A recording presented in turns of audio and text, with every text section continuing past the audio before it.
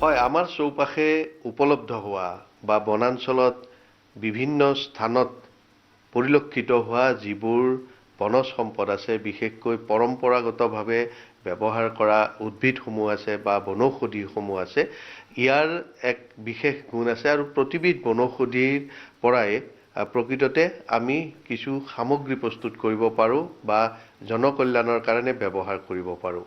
তাকেই প্ৰতিপন্ন কৰি সমগ্ৰ দেশতেই জিলিকি উঠিছে কণমানি দুই শিশু বিজ্ঞানী তিতিক্ষা আৰু লয়নাশ্ৰী।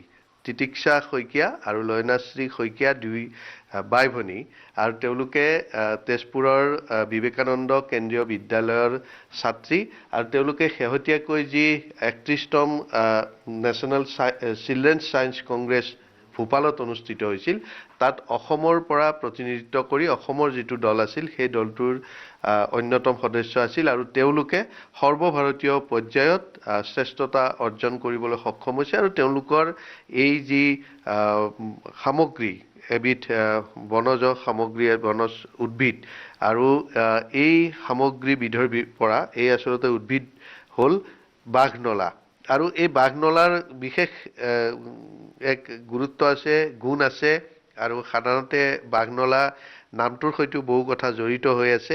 বনাঞ্চলত বাঘে নখ ইয়াতে খজুৱাই আঁচোৰে এই বাঘনলাত আৰু বাঘনলাৰ পাত কেঁচা পাতত জুই লাগি যায় নহয়। তিতিক্ষাই দেখুৱাই দিব লগতে বাঘনলাৰ গুণ আৰু তেওঁলোকৰ পৰাই মই জানিম প্ৰজেক্ট সম্পৰ্কে। ইয়াতে অকণমান সেইটোও দেখুৱাই দিছোঁ বাঘনলাৰ, কিন্তু তেওঁলোকে এই বাঘনলাৰ পৰা কি প্ৰস্তুত কৰিব পাৰি সেয়া প্ৰতিপন্ন কৰিছে। তেওঁলোকে যি প্ৰকল্প প্ৰস্তুত কৰি দেখুৱাইছে, এইধৰণে কেঁচা পাতো জ্বলি যায় আৰু ইয়াৰ বিশেষ ঔষধি গুণ আছে। পৰম্পৰাগতভাৱে ব্যৱহাৰ কৰি অহা এই বাঘনলাক এতিয়া উৎপাদনক্ষম কৰিব পৰা যায়। ইয়াৰ এক যি ভেলু এডেড কৰা বুলি ক'ব পাৰি।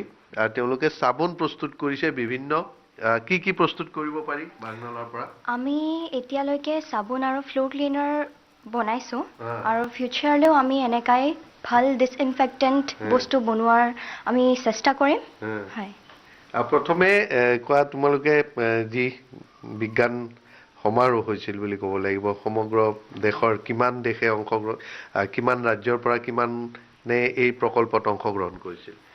হয়, এতিয়ালৈকে আমি গম পোৱাত ৬৬০টা প্ৰকল্প আহিছিলে আৰু তাৰে ভিতৰত ২০টা ধন্যবাদ জনাইছোঁ পুলক কুমাৰ ডেকা।